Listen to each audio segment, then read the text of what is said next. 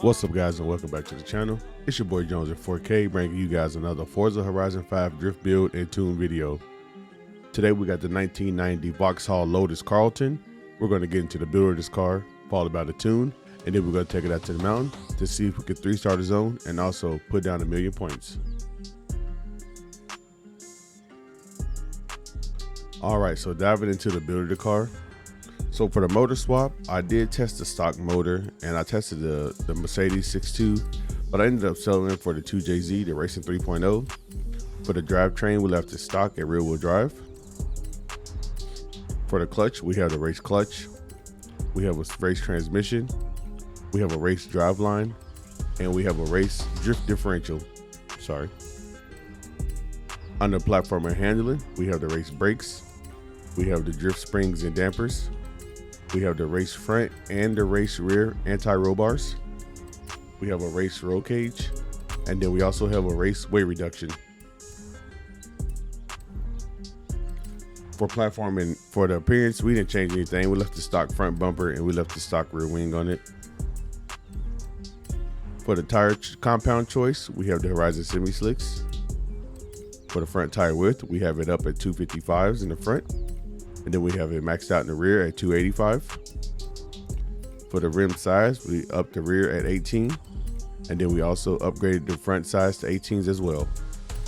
For the rim choice, we have the sport rims, and we have the Work Emotions T5R 2-piece wheels. For the front track width, we have it maxed out, even though it don't look like much. And then for the rear track width, we have it stock because it comes out pretty far already as it is. And then for the engine components, I maxed out everything at race. So we have a race fuel system, race ignition, race valves, race turbo with the anti-lag, and then the race engine block, giving this car 1,270 horsepower, 901 foot-pounds of torque, and the car weighs 3,060 pounds with a 53% weight distribution. And then jumping over to the tune, we have 29 PSI in the front and then 21 PSI in the rear. For the gearing, we have a 355 final drive with a 246 first gear, a 180 second, a 147 third, a 125 fourth, a 109 fifth, and then a 096 sixth gear. For the alignment, we have -5 degrees in the front with -0.2 degrees camber in the rear. And then we have 0.2 degrees toe out in the front with -0.3 degrees toe in the rear. And then we have 7 degrees cast angle. For the roll bars, we're running 12.9 in the front and then 8.0 in the rear. For the springs, we're running a 616-pound spring in the front with a full 48-pound spring in the rear. And then on the ride height, we picked the front up 0.2 clicks, so it's 5.3 in the front, and then the rear stays stock at 5.1 in the rear. For the rebound stiffness, we have 11.0 in the front, and then for the rear rebound stiffness, we have 9.9. And then for our bump stiffness, we have 5.5 for the front, and then 3.2 rear bump stiffness. For the aero of the car, we don't have anything adjustable, so it's all locked in stock. For the brake balance, we have 75%, and then for the brake pressure, we have 55%. And lastly, for our differential, we have 100% acceleration and then 100% deceleration, giving this car a locked diff. That's the build. This is the tune. Now let's take it down the mountain to see if we can 3-star the zone and also put down 1,000,000 points. So we done made it to the top of the mountain. Let's get some heat into these tires and let's send it downhill.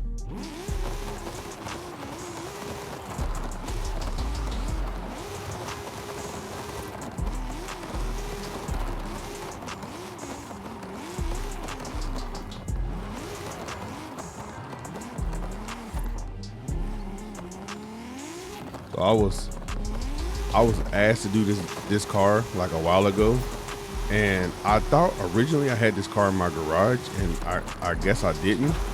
But let me tell you guys something. This car cost me 20 mil to buy. Like, I went almost broke to buy this car. Absolutely broke to go buy this car, but it was worth it. I mean, I wasn't a big fan of spending that much money, and I'm not going to sell it because I mean, I needed the car in my collection. But 20 mil, bro, like, I mean, I get that it's a rare car, but geez, dude, like, that's a lot. And I I actually bought this car on live stream as well, on my live stream.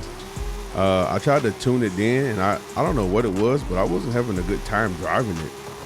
So when I got off of work this morning, I took me a little nappy nap, got me some Z's in, and then I spent some time working on the car with the 2JZ motor in it, and I feel like I've gotten it to a pretty stable point to where it it's easy to drive. Now it still has some like unpredictable moments, and I don't know like why, but I mean like through and through the car is solid. Like the car is definitely solid, and it's a driver.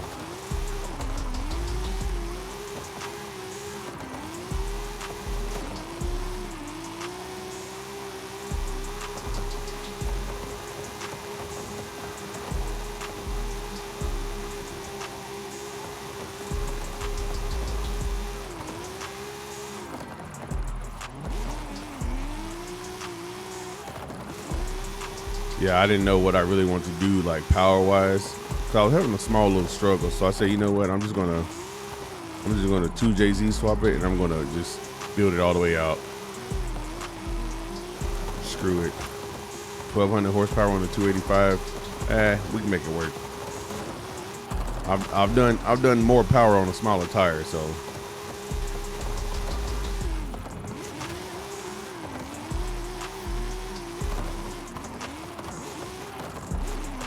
We can definitely make it work. And I feel like that I've gotten this car at a pretty it's pretty stable. You know, it's definitely pretty stable. It's definitely driftable. I did some other drift zones, and the car handled pretty well.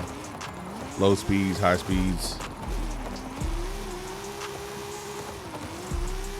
But it's definitely a keeper. Like I said, I'm not going to sell the car. It took me like when I attacked it this time building it, or tuning it I should say, I had to reset and stabilize the car overall through and through first, and then from that point I started tuning out my grip, some of the grip that it had, and trying to give it a little bit more, a little more forward bite and whatnot. That was 1,066,000.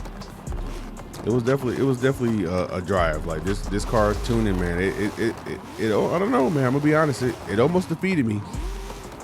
It really did, because it was a struggle. Like, and I tried the stock motor, and even though the stock motor is like okay, like it's really not that bad. I don't know. And then the Mercedes V8 is the 6.2 Mercedes. That's a Mercedes V8. Like, it's not terrible neither.